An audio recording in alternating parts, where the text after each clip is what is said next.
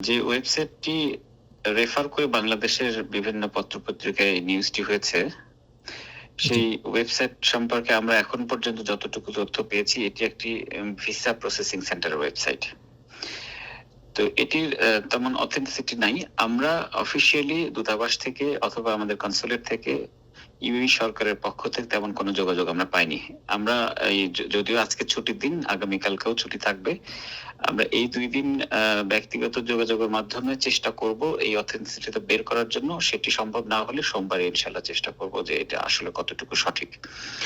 তবে আমরা এখন পর্যন্ত যেটি বুঝতে পারছি যে এটি একটি ভিসা সেন্টারের দুরভিসন্ধিমূলক পোস্ট হতে পারে। কারণ আমাদের একজন বাংলাদেশী প্রবাসী আছেন যিনি তাদের সাথে কথা বলেছেন। দেখা গিয়েছে যে তারা উল্টো আরো জিজ্ঞেস করতেছে যে আপনারা যদি ভিসা অ্যাপ্লাই করতে চান তাহলে আমাদের মাধ্যমে করতে পারেন। তো তাতে আমাদের ধারণা হয়েছে যে এটি কি দুরভিসন্ধিমূলক পোস্ট।